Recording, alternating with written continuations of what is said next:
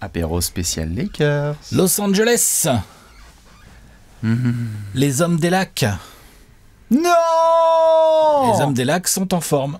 Pourquoi? Il y a le feu au lac, comme on dit. Ah, Eh oui, ils sont en feu. elle est très belle. Elle est belle, hein? Elle est excellente. Vous êtes officiellement sur la chaîne YouTube de Trash Talk. Vous savez comment ça se passe à chaque fois. Comment ça va, Alex? Bah écoute, ça va nickel. Comme si j'étais fan des Lakers. Comme l'attaque des Lakers, comme les fans des Lakers. Tout va bien. Bah franchement, ouais. Tout va très très bien. Alors oui, non, comment ça? Vous allez nous foutre votre cœur, encore une fois. Regardez les Cavs, il n'y a histoires. pas eu de soucis. Hein. Il n'y a pas eu, ça va. La streak. Ça a tenu longtemps. Bien sûr, ça tient, il n'y a pas de problème. Orlando, très content de ce qui s'est passé. Paul George blessé après l'apéro Sixers. 2 minutes après la sortie de l'apéro, Therese Maxey qui nous sort via Shams Charania, qui l'a dit à Embiid. Eh mec, 14h c'est 14h, c'est pas 16h30. Il s'est bougé, Embiid. Ça a perdu, mais il s'est bougé. Ouais, tout à Il fait. a fait un vrai match. Il a bougé, physiquement. Il a fait un vrai match. Est-ce qu'il est arrivé à l'heure au match? Ça. C'est à Therese Maxey. Enfin, à de nous l'heure dire. à l'échauffement, je veux dire. Tout à fait. Parce que pour le match, il était à l'heure plutôt. Hein. Il était parfaitement Tyrese présent. Maxey, il était un peu à la bourre, lui, pour le match, hein, si je peux me permettre. Bon. Hein. Après, Allez. il revient de blessure. Il revient. Mais les Sixers, on en reparlera évidemment quand ça ira un peu mieux. Les Lakers, on va en parler car oui, mesdames et messieurs, il faut toujours trouver le bon timing. Et c'est le timing parfait. C'est le moment. Pour parler de nos amis les Angelinos qui, après un magnifique début de saison, traînent sur le podium de la conférence Ouest. Mesdames et messieurs, nous sommes bientôt en 2025 et les Warriors sont en tête de la conférence Ouest avec nos amis OKC et les Lakers. Comme quoi, Steph et LeBron ne sont pas de vulgaires Immortels. joueurs qui vont regarder les playoffs à la téloche. Immortel, les types. Bah, ça, si vous regardez les playoffs à la téloche, on peut pas encore savoir. Mais en tout cas, sur ce début de saison, Lakers, ils sont à 10 victoires, 4 défaites. Troisième de l'Ouest, comme tu viens de le dire. Ils sont sur 6 victoires de suite. Ah bah, ça mérite. Alors d'arrêter ça tout de bon, suite. ça a battu quoi là, que je me remette ça? Ça a battu les Sixers, ça a battu Memphis, ça a battu Nouvelle-Orléans, ça a battu les Spurs aussi. Tout à fait. Ça vient de battre Utah et il m'en manque un, je sais même Philly. plus qui c'est. Utah, Philly, New j'ai Orleans, dit. San Antonio, Memphis, Toronto et Philly. Voilà. Ça a pas battu le gratin de la ligue. Parce qu'il y a des équipes là-dedans, c'est des jolis noms, mais ils ont beaucoup de blessés, genre les Pelicans ou les Sixers ou les Grizzlies, il y a quand même beaucoup de blessés en ce moment. Donc voilà, et Toronto, Utah, on le sait, ne sont pas là pour forcément trop gagner les matchs. Les Spurs, on ne sait pas. On hésite. En tout cas, voilà. Ça gagne. Mais ça gagne. Bien sûr. Ils les ont gagnés, et surtout dans la globalité de ce début de saison, il y a déjà plusieurs éléments qui sont des bons indicateurs pour les Lakers Intéressant. par rapport à ce qu'on a pu voir les saisons précédentes, en termes de dynamique, en termes de rythme, Coaching. en termes de coaching, en termes de groupe aussi. Bien sûr. Du coup, c'est assez intéressant. C'est une vraie bonne entame, en fait. C'est C'est une une- vraie bonne entame. C'est un excellent début de saison des Lakers et on va parler de tout ça en détail. Vous le savez évidemment, on va rentrer un petit peu dans ces 15 premiers matchs. Avant ça, mesdames et messieurs, si vous allez dans le premier commentaire épinglé, vous pouvez retrouver un magnifique jeu concours. Prochainement, il va y avoir un match entre Hornets et Cavs. Ce sera assez tôt, ce sera un samedi. Et justement, si vous Samedi voulez... 7 décembre, si je dis pas de Exactement. Si vous allez sur le compte Instagram de Trash Talk en épinglé ou dans le commentaire qui est dans cette vidéo, eh bien vous pouvez participer à un jeu concours. Le concept est très simple. Alex, Bibi, dans un canapé, une soirée extraordinaire avec les poteaux de Parents Sport. On regarde le match ensemble, on se la kiffe, il y a à boire, il y a à bouffer et Il on y a des regarde surprises. la Melo Ball, peut-être lâcher une dinguerie avec Moussa Diabaté et Tidiane En Salah face contre les de Cavs. Donovan Mitchell, Ah ouais. de Evan Mobley et compagnie. Et ouais, c'est assez sympa. C'est quelque chose qu'on avait déjà fait il y a pas si longtemps que ça. C'était quand? C'était fin mars, début avril. Là, Sur cette un année. horrible Cavs Lakers. Horrible Cavs Lakers, mais une magnifique soirée avec 3 gagnants qui nous venaient tout droit de Dax. Du Sud. Du sud-ouest, ça je suis sûr. On les salue évidemment. Et il y avait Ronnie Paco, Turiaf Paco, avec nous. bien Quand même. sûr. C'est quand même assez sympathico d'avoir des anecdotes de sûr. quelqu'un qui a foulé 2-3 parcs NBA quand même, hein, mine de rien. Exactement, donc si vous voulez participer à ce jeu concours incroyable, il est encore en cours là, foncez, vous pouvez même mettre pause sur la vidéo, lancer le jeu concours et ensuite on reprendra avec nos amis. Il y aura des trucs bons à Lakers. manger. Ouais, voilà. on va passer une bête de on pourra soirée. on pourra vous guider un peu sur le côté objectivité et expertise. TTFL. Donc ça, voilà, c'est nickel. Donc Exactement. voilà, n'hésitez pas. Tout à fait. Nos amis les Lakers.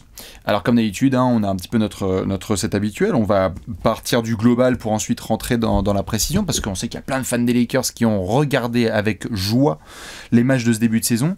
Parce que oui, c'est plaisant de regarder les Lakers sur ce début de saison, Par quel élément tu voudrais commencer, mon cher Alex, quand tu vois un petit peu ces Lakers, c'est l'apéro que vous voulez traiter?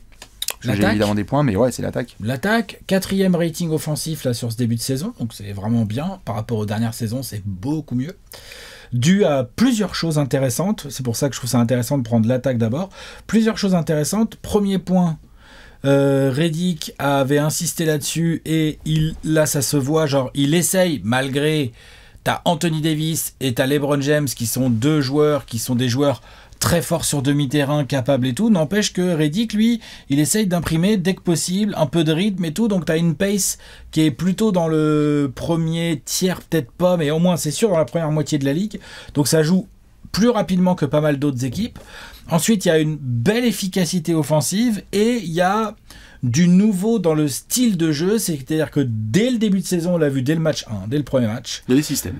Il y a des systèmes et surtout il y a Anthony Davis qui est beaucoup plus au cœur de l'attaque. Quand je dis au cœur, avant il jouait sur Anthony Davis, faut pas exagérer, mais c'est pas genre il est au poste, on lui donne la balle, on voit ce qui se passe. Non, il monte les ballons. Il y a LeBron qui vient lui faire des écrans alors qu'il a la balle en main. Il y a même des joueurs beaucoup plus petits qui viennent faire des écrans Anthony Davis, où Anthony Davis fait des écrans et on lui redonne la balle en fonction de la mismatch obtenue. Et donc il a un rôle de noyau, enfin c'est pas le bon mot, noyau c'est la tour de contrôle de hub offensif qui est hyper intéressant. Faut pas oublier qu'Anthony Davis, quand on étudie un peu sa carrière et d'où il vient et tout, c'est un joueur qui a grandi assez tard et qui a donc taffé des skills d'arrière meneur avant d'avoir une poussée de croissance qui fait que maintenant t'as envie de l'envoyer dans la raquette. Mais donc il a un bon handle, Anthony Davis. Il a une qualité de passe tout à fait honnête. Il fait assez peu d'erreurs dans ce rôle, c'est vachement intéressant. Et en plus, moi, j'avais un peu peur de ce rôle parce que je me disais, ah là là, attention, j'espère qu'il ne veut pas non plus le faire croquer à 3 points. Il prend un peu de 3 points, mais pas tant que ça. Et avec réussite. Oui, en plus, il est plutôt un bon pourcentage. Ce qui le rend totalement indéfendable. De toute façon, appelons... 31 points, 11 rebonds, l'autre, depuis le début de saison, c'est ça, là. Appelons un chat. Si aujourd'hui, vous voulez faire un classement MVP et que vous mettez Anthony Davis en numéro 1, moi, j'ai aucun problème avec ça. Et même quelque part... Il faudra aller le chercher parce que il y a un de ses meilleurs amis qui joue à Denver qui est fort sympathique quand il joue, mais il y a eu des matchs d'absence là. Nico quand même, ouais voilà, là il est absent, il est blessé, mais Nico il était quand même en route là. Nico il était fâché. Nico il était très fâché, Nico Jokic. Encore une fois, Anthony Davis lui était là dans le ranking, on en avait fait un premier avec Nico Michel à la baguette où Jason Tatum était aussi un petit peu dans le coin, il y avait KD aussi qui avait très très fort démarré la saison. Il est blessé depuis pas mal de matchs, et les Suns ça a bien dégringolé donc ça va être plus compliqué. Et il dit en fait on avait vu déjà sur Feu Darvin Ham, les derniers mois de Darvin Ham, on avait vu des utilisations d'Anthony Davis où on sentait que, aussi extraordinaire que soit LeBron, il y avait la nécessité de responsabiliser davantage Anthony Davis. C'est comme s'il y avait eu un changement, je trouve, au fil des années, c'est-à-dire de 2020 à aujourd'hui, où c'était LeBron, AD, en termes de responsabilité pure de scoring. Pas responsabilité offensive, parce que LeBron, on va en parler, il a encore beaucoup de choses, mais t'as raison de le souligner, il y a cette espèce de hub tour de contrôle qui fait que les Lakers et les fans, je pense, ont été assez séduits dès le premier match, tu l'as dit, face aux Wolves, de voir dès l'entame que dans la façon de jouer au basket avec JJ Redick, ça a bien saoulé les Wolves. Ça a bien saoulé les Wolves, ça a saoulé beaucoup d'autres équipes parce qu'en fait, le mouvement off-ball est pas constant mais beaucoup plus important et beaucoup plus régulier, ce qui fait que tout simple, si vous suivez juste l'action avec le ballon côté Lakers, donc côté fort, à l'ancienne avec Darvin Ham, tu n'avais pas trop à te préoccuper du côté faible, il n'y avait pas de problème, en gros ça se jouait d'un côté, puis voilà.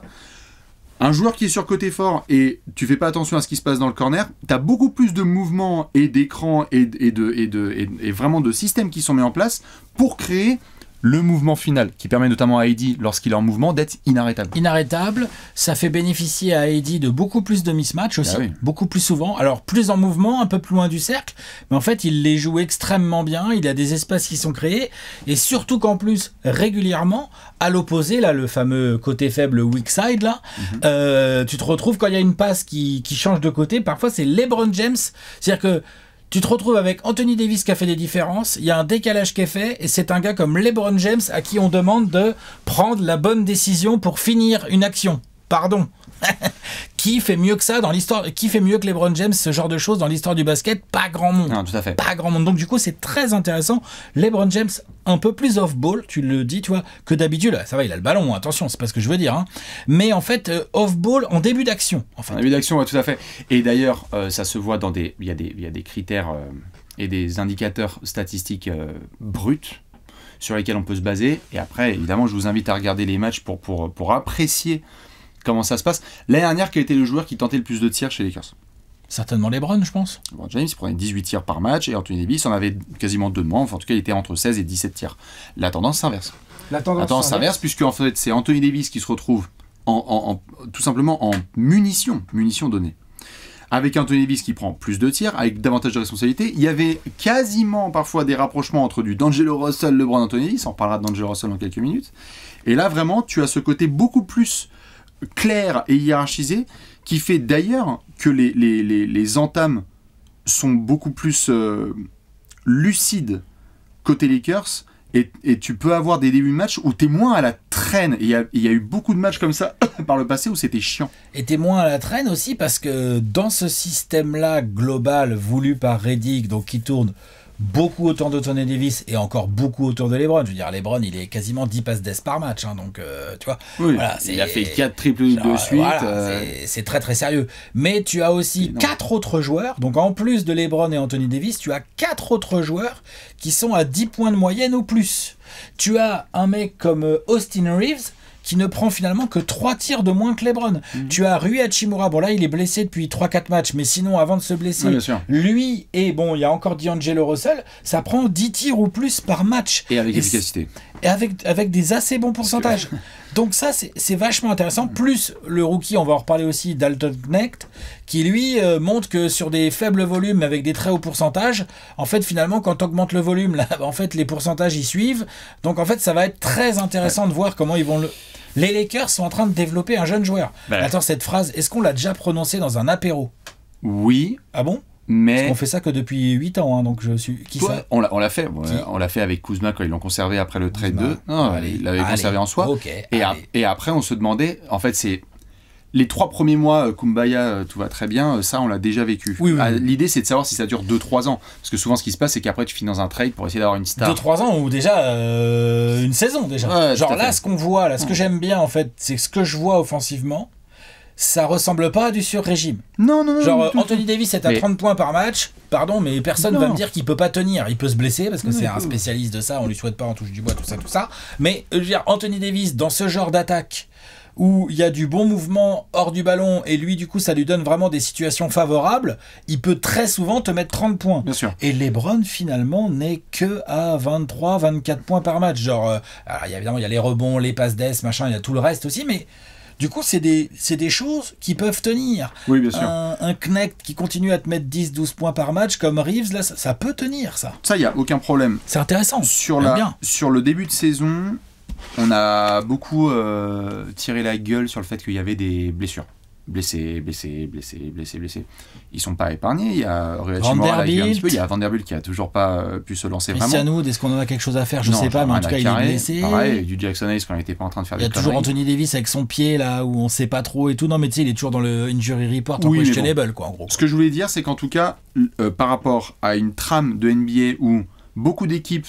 On vient d'apprendre là, je sais pas si vous l'avez vu, que Luka Doncic va être absent pendant une semaine, il était déjà pas là. Beaucoup d'équipes sont en tâter le terrain, qui est présent, qui n'est pas présent. On vient de faire Orlando, on vient de faire les Sixers en apéro. Bonjour l'infirmerie avec les Memphis, c'est une infirmerie blindée, les Suns sont... Les 2 meilleurs joueurs des Lakers sont présents à fond après avoir passé l'été ensemble, c'est merveilleux. Ça se passe très bien.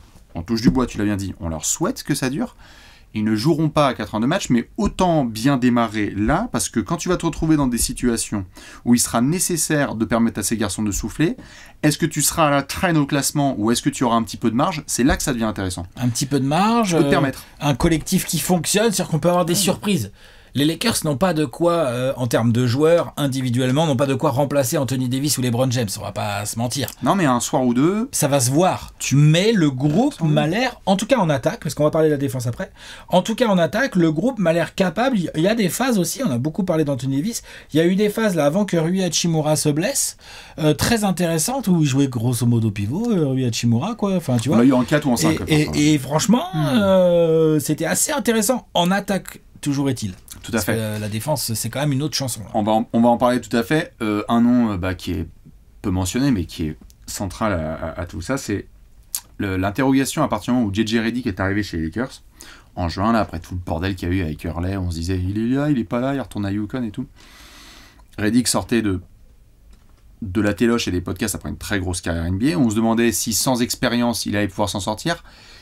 La poigne de Redick se sent sur le début de saison, sur des aspects parfois, on avait parlé dans les conclusions hâtives, qui étaient très drôles parce que c'est le côté maniaque qu'il a, où il disait je veux jouer avec des ballons usés, je veux m'assurer qu'on dort dans des températures d'hôtel qui sont similaires aux températures de salles dans lesquelles on joue. Donc il a un côté très maniaque, c'est aussi pour ça qu'il a eu une longue carrière, J.J. Redick.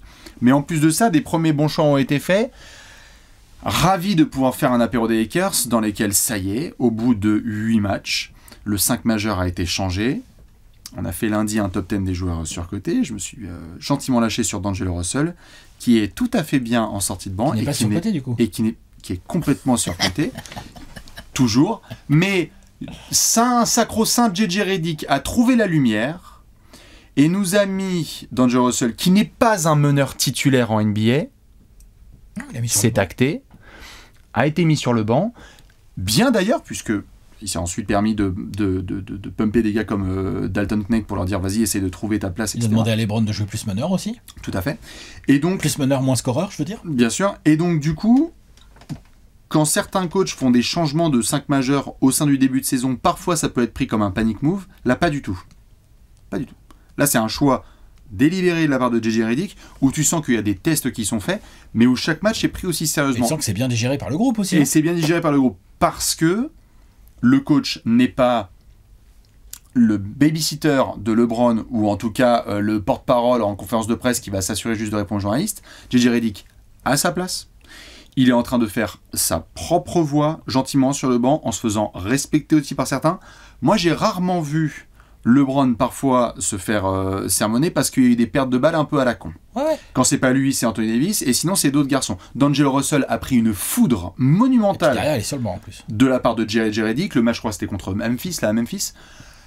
Et je dis pas que Darvin Ham c'était pas le cas, mais ça fait plaisir de voir un truc que moi beaucoup de joueurs m'avaient répété, et notamment Evan Fournier quand on avait parlé, c'est le plus grand cadeau que tu peux faire à un grand joueur, c'est de le coacher dur. Et J.J. Redick coach dur, un des meilleurs joueurs de tous les temps et un des meilleurs joueurs de la planète. Et ça, c'est trop bien. Le reste du groupe suit. Il le fait, et les deux joueurs leaders suivent et le reste du groupe suit aussi, parce que d'entrée, il arrive, il y a le côté poigne, je suis très content que tu en parles, mais il a de la légitimité, parce que pas vraiment à cause de sa longue carrière et tout, on s'en fout, ça joue, mais surtout parce qu'il arrive avec des principes tactiques, des idées tactiques qui, objectivement, donnent direct des fruits. Direct. Donc, si ton coach, il te fait jouer d'une certaine manière et que direct, Anthony Davis, il a l'air trop bien et ton attaque, elle est compliquée, ils sont chiants à défendre, hein. Les Lakers sont chiants à défendre, vraiment. Les joueurs, LeBron, il est pas débile, il voit bien, en plus, il connaît bien le basket, Anthony Davis aussi. Les jeunes, ceux qui disent, à partir du moment où Anthony Davis et LeBron James filent droit, c'est quoi? C'est Austin Reeves qui va dire, attends, moi j'en ai rien à branler, ce que tu dis à LeBron. Non, c'est mort, c'est voir. Donc ça, c'est la qualité de ses choix tactiques qui lui permet là de, quand il serre la vis, les gens se taisent parce que on dit attends, ça marche. Bien sûr. Tu vois, il a le groupe quoi, le groupe, c'est bien. Non, bien, bon début, bon début, rien à dire. Alex l'a bien vécu avec les Suns dernière, et les Suns vivent la chose de manière très positive cette saison. C'est aussi moi un élément qui m'a pas mal marqué sur le début de saison des Lakers.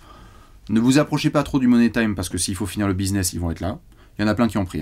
Alors par des équipes extraordinaires, mais pour aller finir les Pels, pour aller finir les Spurs, je crois que vous aussi c'était un match un peu serré, les Wolves et tout, il y a eu des situations clutch où les Lakers devaient finir et remporter ces matchs. pour le moment, ça bascule du côté positif. Ça peut basculer de l'autre côté, parce que là, pour le moment, il y a de la réussite dans bien des aspects du shoot, que ce soit shoot global, même à 3 points, c'est correct sans être transcendant. Hein. Je crois qu'ils sont quoi, 10 ou 11e réussite à 3 points. Non, mais par contre, leurs 2 gros joueurs, et notamment LeBron, qui en prend pas mal, et à plus de 40% à 3 points, et ça, dans le Money Time, c'est un sujet. Et LeBron, bah, c'est passé à New Orleans, tout à fait. C'est un sujet. Et AD et LeBron. Et Rui Hachimura aussi a été efficace, donc c'est vrai que les mecs qui en rentrent pas à la limite... Bon, ils en rentrent pas, c'est dommage. C'est pas eux qui les prennent dans le Money Time, pas trop. Mais c'est pas eux, tout à fait. Et ça, c'est l'avantage aussi de jouer comme ils jouent tout le match. C'est-à-dire qu'en gros, tout le monde est un peu chaud, mais si tu restes bien dans les matchs, en fin de match, t'as quand même Anthony Davis et LeBron James pour les finir. Ouais. C'est quand même bien, quoi. Ouais. On ne change pas aussi une équipe qui gagne, en tout cas offensivement, puisqu'il y avait des préceptes quand même qui étaient assez bons. Équipe qui provoque et rentre le plus de lancers francs, ça rentre. Alors, certains vont dire, ils vont marcher les Lakers, sinon c'est leur registre de jeu. Quand même, LeBron James, il a eu des lancers toute sa carrière, Anthony Davis, il en provoque beaucoup. Voilà, même Rui, quand il est là, il y va. Non, il n'y a pas de problème, mais c'est bien qu'ils aient gardé aussi ces aspects-là, c'est-à-dire que les Lakers, oui, ça va rendre fou les fans, c'est normal. Certains vont vouloir se ranger du côté des arbitres, d'autres vont dire que c'est juste normal parce que c'est leur registre de jeu. Les Lakers jouent agressivement, vont aller chercher les lancers. Et ça te permet, quand tu as pas non plus Ils n'ont pas une diversité et une richesse offensive qu'on a pu le voir avec Boston, par exemple, qui peut se permettre de shooter à 3 points. Il n'y a pas de Jaylen Brown, pas de souci. Derrick White va se transformer en Bradley Beal de la belle époque. Boston, ça taffe tactiquement. Oui, tout à fait. Pas, mais ils vont moins chercher les lancers. Mais tout à fait. Ce que je veux dire par là, c'est il y a des équipes qui ont cette richesse offensive où tu peux te permettre. Boston, s'il y a des soirs, ils vont pas chercher les lancers, tant pis.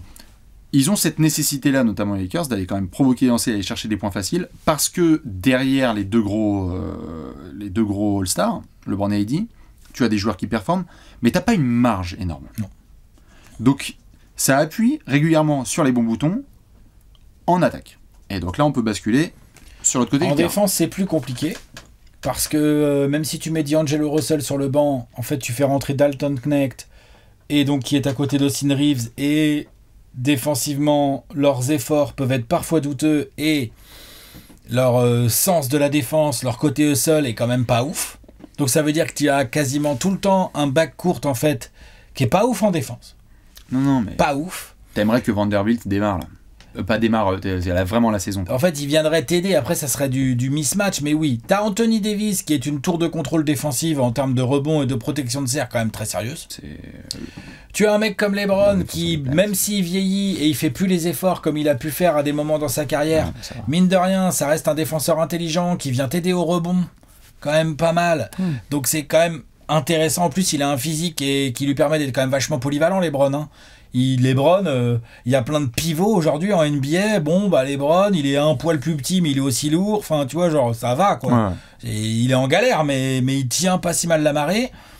Quand Rui Hachimura est déter, c'est vrai que si tu rajoutes un Vanderbilt, ils ont la possibilité d'avoir un front de courte honnête. En défense, je parle. Leur vrai sujet, c'est le backcourt. Ils se font quand même défoncer. Hein. Il y a quand même pas mal de joueurs qui arrivent, qui voient le backcourt des Lakers, qui font Ah, c'est ce soir que je prends 19 tirs. Ah, c'est bien ça. Oui, bien sûr. Tu vois, quand même. Bien sûr. Ah, c'est ce soir que je passe l'épaule à chaque action, là. Ah, c'est quand même bon esprit, ça. Et pour autant, c'est plutôt sur le secteur pur pivot défensif qu'on a vu le plus de rumeurs sur les Lakers sur les prochaines semaines. Oui, parce c'est-à-dire qu'au lieu de prendre un profil point of attack, donc un défenseur vraiment qui va aller chercher le gars et empêcher de se balader, comme tu le dis, d'aller dans la raquette open bar, il y a plus de chances qu'on ait des rumeurs sur un vrai rim protecteur qui peut venir aider que de mecs en point of attack, ce qui peut être un sujet à débat. C'est aussi parce qu'entre Jackson Hayes et Christian Wood, ils ont vraiment pas de remplaçant de vrai intérieur à Anthony Davis, quoi. C'est chaud. Donc il y a aussi le problème du remplaçant du mec que tu peux faire tourner vraiment en intérieur avec Anthony Davis. Mais et aussi le truc, c'est que peut-être que sur le marché des minimum vets que tu peux choper, c'est quoi le vrai défenseur extérieur qui est dispo? Franchement, il y en a pas vraiment, quoi, tu vois, genre. Tu pourrais. Ah ouais, genre qui? Je suis pris au dépourvu là. Non, mais du coup, je crois que tu avais des exemples. C'est pour ça non, c'est qu'en fait, je pense que il y a des profils défenseurs point of attack que tu peux aller chercher sans avoir à dépenser trop ou à envisager certains transferts. Alors, il y a des jeunes qui peut-être vont mériter un peu plus d'essais, je dirais, plutôt que de minutes. Parce que quand on a fait les 30 previews, on se disait, tiens, Max Christie, Gianluigi Fino. On va voir si un des deux peut, de profils très différents. Si un des deux va pouvoir craquer la rotation, c'est un peu compliqué sur le début de saison pour les deux, pour diverses raisons. Uchi Fino, pour moi, aurait pu représenter un registre défensif potentiel, mais il ne montre pas assez ce qu'il faut. Cam Reddish a eu quelques minutes pour essayer d'apporter ça, mais ça reste un joueur aussi assez aléatoire. J'ai pas le nom forcément là, vu que tu me poses la question d'un joueur comme ça. J'aimerais, s'il y en a qui en ont, j'aimerais qu'il se présente, parce que pour moi, tu as plus des montages photos sur Brook Lopez, Valanciunas, Walker Kessler, Clint Capella, que sur je vais chercher, mais je pense qu'il y aurait des gars à aller chercher plutôt sur ce registre-là. Je suis pas sûr qu'il y en ait. C'est pour ça que je te le dis. Moi, je pense qu'il y en a, mais qu'il faut y aller et il faut y penser, parce que quand tu vas te pointer, et on va en parler après la défense des objectifs que tu as sur la saison. Ah mon gars, si tu vises le mois de mai... Ah bah oui, c'est pour ça que j'en parle. C'est parce que leur défense aujourd'hui, leur attaque leur permet de se dire « Yes, on a une globalité, un collectif offensif qui, même arrivé en play-off, là où on aura peut-être un peu moins de coups de sifflet, ça jouera plus demi-terrain, mais en fait, ça nous fait pas peur. On va jouer demi-terrain. Ces Lakers-là, sur demi-terrain, pas être si simple que ça de les empêcher de scorer. En revanche, ils vont avoir effectivement un sujet où ils vont avoir les arrières, voire parfois les ailiers adverses qui vont les défoncer. Donc, ça serait bien de trouver un défenseur de premier rideau vraiment efficace. Parce que les Max Christie ou les Maxwell Lewis ou les Uchi Fino, là, les jeunes des Lakers extérieurs, est-ce qu'il y en a vraiment un de ces trois-là qui pourrait apporter un peu dans ce domaine? Bon, oui, Uchi Fino, quoi, mais au profit... Du coup, t'enlèves quoi? T'enlèves des minutes à Knecht ou à Reeves? Soit ça, soit... Ou à D'Angelo. Soit ta force numéro 1 qui, pour le moment, et donc ton attaque et Carton, devient moins compétente, et donc faut trouver le bon équilibre. Parce qu'en on va réussir à trader D'Angelo en scred, là. On va se retrouver en mode D'Angelo, il est tradé contre un joueur honnête en défense. Tu sais que, attention à ça, hein. C'est une option, ça. Est-ce que c'est une option viable? Il n'est pas dispo, Javon Carter? Ouais, bah, tu vois, c'est bien ça dont je parle. T'attaques à 4 après. Ouais, il peut mettre un petit 3 points de temps en temps, mais c'est chaud quand même. Dis donc, faut penser aux deux côtés quand même. Mais je suis d'accord, il leur faudrait un profil comme ça, mais qui mette un peu plus ces 3, quoi. S'il y en a qui ont des noms, balancez-les, mais Tu ressuscites Patrick Beverley? Oh my god. Non, je rigole. Hors de question. Hors de question. On a déjà assez souffert à Los Angeles avec l'appareil photo. C'est un trade. Et est-ce qu'ils ont vraiment envie de faire un trade là quand t'as un équilibre comme ça, pas tout mal de début de saison? Je suis pas sûr quand même. Avec ton 12 ou 13e homme, pourquoi pas? Enfin, en tout cas, pas à la seconde. Qu'est-ce que tu vas chercher avec ça du coup? Ou alors c'est D'Angelo. Ça se trade. D'Angelo, ça se trouve. Ah, je te confirme. Mais bon. Ou alors Cam Reddish, c'est ça, c'était lui, c'était pour ça qu'il était là à la base. Hein. C'est pour essayer de défendre du premier rideau. Hein. Et il va pouvoir essayer, mais j'ai juste besoin de voir quel type de profil. Je vais rentrer dans les profondeurs. Et s'il y a des fans des Lakers qui sont chauds, ils peuvent m'envoyer sur Twitter 2-3 suggestions de profils. Je pensais que Gabe Vincent allait être plus efficace aussi en défense. Finalement, en défense, depuis qu'il arrive. C'est complicado. Et puis c'est pas le même système qu'à Miami. Il y a peut-être un trade en bout de banc aux côtés Lakers. Hein. Il y a peut-être un trade de banc pour les Lakers. Non, on verra tout à fait. J'ai pas l'impression qu'en tout cas, même si ce soit une urgence, là, ce soit un truc qui a lieu dans les 2 prochaines semaines, c'est plus quelque chose à surveiller entre maintenant et début février. Je rappelle qu'on fera la trade deadline en direct sur Twitch, donc ce sera l'occasion de voir si les Lakers se bougent. Dans l'idéal, j'aurais rajouté ça, ouais. Un défenseur point of attack. Parce que oui, en effet, moi je veux bien qu'ils ajoutent des mecs à la Walker Kessler ou compagnie. Faut juste se calmer sur le prix, parce que parfois j'ai vu des trucs... On vous donne Christian Wood et vous donnez Walker Kessler et... Ah oui, non, mais sans flamme. Enfin, redescendre aussi sur Terre pour essayer de comprendre ce que tu veux. De draft à filer. Voilà. On sait que Danny Ainge, pour le draguer, il faut avoir des pics de draft dans la poche. Et soit c'est lui, soit c'est un autre, mais je sais... Je dis pas que ce n'est pas une priorité, c'est important d'avoir un autre intérieur quand même plus vétéran qui va aider, mais moi c'est vraiment le point of attack. C'est que là, en l'état, ça va mettre beaucoup de responsabilités sur des joueurs qui ne sont pas des spécialistes, et plus tu arrives au printemps, plus tu as besoin de mecs quand même qui tiennent. Quoi, bien sûr, je suis d'accord. Je suis d'accord, c'est le gros sujet, hein, parce que sinon le reste ça va. Le reste va bien. Non, le reste ça cartonne. C'est assez fou, hein. Le reste, ça cartonne Je très pensais bien. pas, tu vois, moi, que les Lakers allaient aussi bien démarrer et que comme ça, là, entre guillemets, en un claquement de doigts, même si on sait que c'est pas un claquement de doigts vraiment, c'est du travail, mais en très rapide, comme ça, bim, direct, là, ils ont un système global, offensif, avec une rotation qui marche bien et qu'on a hâte de voir dans des séries face à des plus gros adversaires, des séries de matchs de régulière dans un premier temps, parce que je pense que ça peut vraiment être intéressant. Tout à fait. Vous connaissez le calendrier. C'est la section dans laquelle on donne des bonnes nouvelles. 9 des 14 prochains matchs des Lakers sont en déplacement. Non pas que ce soit une mauvaise nouvelle, c'est juste un peu un classique de novembre-décembre. Je sais plus, il y a les Golden Globes, je sais pas quoi, à chaque fois aux Staples. Tu es prêt? Vas-y. Bah déjà, curse contre curse. Ça joue contre Orlando. Donc on va voir qui l'emporte. Orlando c'est ce soir, hein, je crois, au moment où on fait cette vidéo. Donc Orlando qui est en back-to-back, hein, qui vient de perdre contre les Clippers. Si on suit la logique, ce soir, On sait pas, on va voir. Deux équipes cursées dans la même semaine qui se rencontrent. le rendez-vous le plus important et préféré de nos amis les fans des Lakers.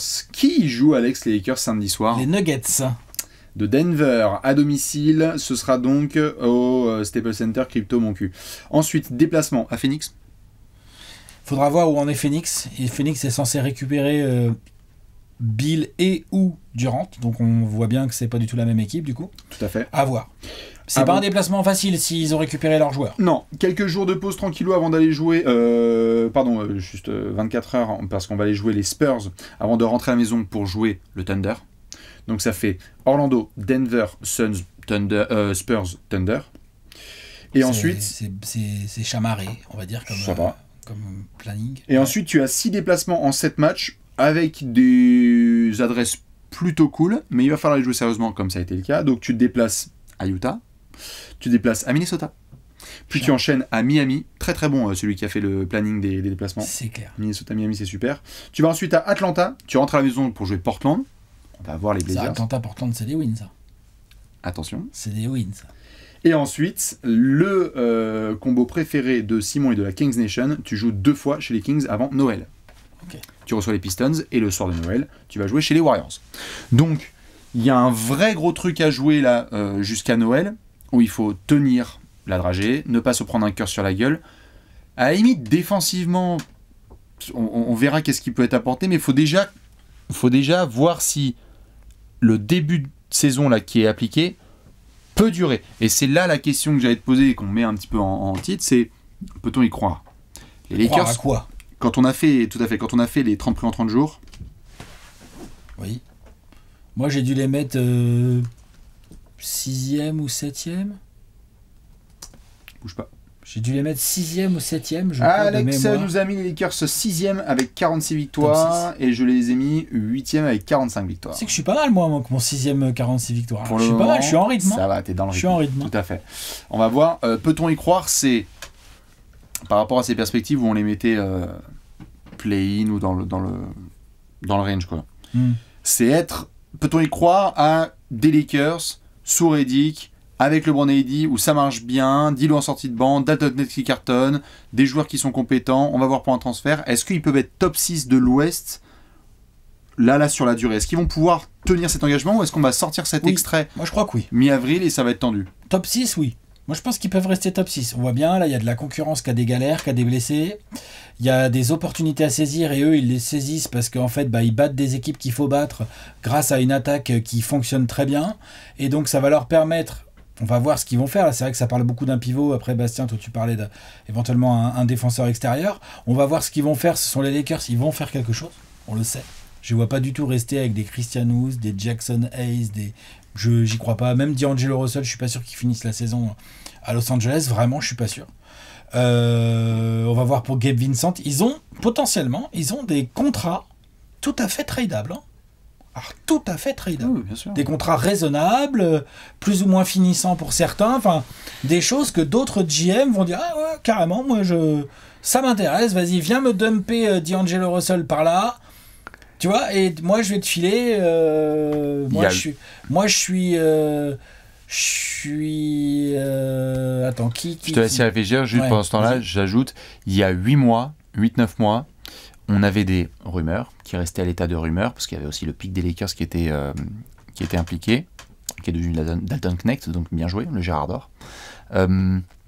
il y avait des rumeurs autour de Dejounte Murray à l'époque, mais c'était D'Angelo Russell, Austin Reeves et Jared Vanderbilt qui étaient dans la sauce. Alors la sauce, rumeur, on va voir, ça se discute. Austin Reeves, je pense qu'il est moins dans la sauce là, avec ce début de saison.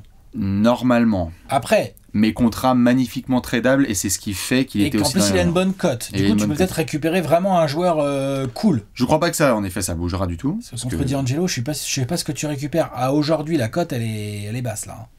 Ah, la cote est basse là. Le mec s'est fait foutre sur le banc. Le mec s'est fait foutre sur le banc. Voilà. Donc, bah non. Mais oui, donc la question va se poser et je serais très surpris, tu vois, moi, peut-on y croire à ce qui reste dans le top 6 ? Oui. Peut-on croire à plus si affinité, c'est-à-dire à tu restes dans le top 6 et quand ça arrive en play-off, on est là, on se regarde tous les deux, on dit putain, en fait là ils sont 4e, tu sais que Dallas au premier tour, ou Dallas ou quelqu'un d'autre, hein, Phoenix, là tu sais qu'au premier tour, ça peut, ils peuvent passer, en fait ils vont devenir vite chiants, ils ont de l'expérience, ils ont des gros joueurs, certains vont dire ils ont les arbitres, et en plus ils ont fait quand même, là c'est quand même bien vu, là leur petit trade qui leur a permis de faire d'un côté Walker Kessler et de l'autre côté... je sais pas ce qu'ils peuvent ajouter là comme extérieur défensif, j'en ai pas en tête, j'arrive pas à en trouver en fait, c'est plus ça qui me chagrine, c'est que j'arrive pas à en trouver vraiment de trucs qui ont l'air faisables. Faut que je me plonge, je suis sûr qu'il y a des profils, mais il faut profils qui pourraient devenir disponibles et tout, faut regarder ça de plus près, si vous en avez, dites-nous dans les commentaires, ça peut être intéressant vraiment de ces Lakers avec leur pouvoir d'attraction, leurs 2 gros All-Stars qui fonctionnent, à voir comment ils vont les reposer. Parce que tu l'as dit, à un moment, ils vont pas faire 82 matchs. Hein, donc, en fait, c'est pour ça que le côté top 6, même si c'est tout à fait attrayant et qu'on a envie de se dire, ouh là là, les Lakers qui n'ont pas besoin de passer par le play-in, c'est chouette, oui, parce que tu as une semaine de repos supplémentaire quand même. Quand même, hein. Tout à fait. Je garderai en tête des priorités le fait que ces 2 monstres soient le plus proche de 100% à l'approche du 15 avril, quitte à passer par des chemins un petit peu compliqués en play-off. Ce que je veux dire par là, c'est, peut-on y croire ? Moi, là où j'y crois, positivement... Au top 6 ? J'arrive. Ouais. Là où j'y crois à ces Lakers, parce que c'est la question, je crois au fait que la décision de prendre un coach non expérimenté, mais qui tient bien son groupe avec 2 joueurs... Et qui a des idées tactiques. Et avec 2 joueurs... où il y a un ordre clair, et qui était l'ordre qu'on souhaitait notamment sur la fin de carrière de LeBron, en tout cas la deuxième partie de sa carrière, puisqu'il a encore 15 ans. Ça, j'y crois. Je crois au fait que si demain, comme tu le dis, t'es en play-off et tu dois avoir LeBron, AD et JJ Redick, notamment... C'est pas mal. Ça, j'y crois. Ça va faire chier du monde. Hein. Ça, je peux y croire. On va avoir des match-ups, on va se dire, tu sais que par rapport au coaching, quand on se foutait de la gueule de Darvin certaines saisons, d'autres non. Soit la saison coaching, de et puis là, ce Anthony Davis là, il y a quand même pas mal de match-ups où l'équipe adverse est saoulée. Hein. Et donc, tu peux pas te permettre d'avoir AD qui est... non, tu veux dire autre chose que à 100%. L'année dernière, ils avaient LeBron un peu blessé aussi, c'est relou. Hein. Il y avait LeBron qui était un peu blessé, donc moi je ne prends aucun risque. Top 6 si vous voulez, mais les Lakers 5e de l'Ouest qui tirent la langue, ou les Lakers 8e de l'Ouest à 100%, je sais tous les jours ce que je prends. Mais les Lakers 5e de l'Ouest qui tirent pas la langue, parce qu'en fait ils ont fait un très bon début de saison qui les a mis dans le top 3, et qu'au moment où ils ont dû reposer, où il y a eu des petites blessures ou quoi pour Anthony Davis et LeBron, ils ont effectivement perdu quelques matchs, ça les a fait un peu descendre, mais ils sont restés dans le top 6. Moi c'est ça dont je te parle. Parce que l'Ouest... Parce que là, oui, mais l'Ouest là il y a plein de blessés. Ouais, bien sûr, bien sûr. C'est le bazar. Non, ça va être serré en haut de l'Ouest, là on voit bien, ça va être serré. Je veux dire, les Mavs sont 11e, ok ? Je sais pas si les gens se rendent compte. Les Kings et les Mavs, les Kings sont 10e, les Mavs sont 11e. Non mais bien sûr. Donc, y a un et les Nuggets, ils sont en galère et tout, bien sûr. Et les Suns, là vous allez bien démarrer, là non, mais je suis d'accord, attends, je ne dis pas que c'est gagné. Hein. Littéralement, Denver 5e, Phoenix 7e, les Kings 10e, les Mavs 11e, c'est d'une violence inouïe. Les Pels sont obligés de ils ont les Rockets juste derrière eux, on va voir comment ils continuent à jouer eux, les Rockets, mais si ça continue comme ça, on va être obligé de leur faire un apéro aussi. Donc je te laisse le top 6. Moi, je vais rester du coup plutôt top 8 et dire très bien, c'est pas si grave que ça, tant que ce groupe-là continue à bien se développer sous JJ Redick et qu'ils arrivent le plus proche possible de 100% au 15 avril, parce que ça dépassera tout le reste. Ça dépassera tout le reste, parce que dès qu'une série de playoffs démarre et que tu as LeBron, AD et un coach avec lequel ils semblent alignés et qu'ils affrontent pas les Nuggets aussi, ça je peux y croire, ouais. Okay. Ça je peux y croire sérieusement. C'est bien. Parce que, d'ailleurs, je sais pas ce que tu en penses, parce que il y a une différence évidemment d'intensité défensive entre la saison régulière et les playoffs, et je pense que ces Lakers, comme ils l'ont déjà prouvé, peuvent avoir un chiffre, rating, là qu'on dit en saison régulière, mais que c'est pas tout à fait la même quand tu arrives dans une série, où du coup tu ne joues plus 29 équipes, mais tu en affrontes une seule sur 10 jours avec un schéma bien préparé Bien sûr, par un bien bon sûr, staff. bien sûr, je suis d'accord. Ça, j'y crois. Ils peuvent être chiants. Hein. Ils vont faire peur à pas mal de monde. Dites-nous ce que vous pensez évidemment de nos amis les Lakers. Nous on se retrouve bien évidemment par la suite avec d'autres petits apéros. N'ayez pas peur du cœur, tout va bien se passer. Ciao. À la prochaine, bisous. Ciao, ciao.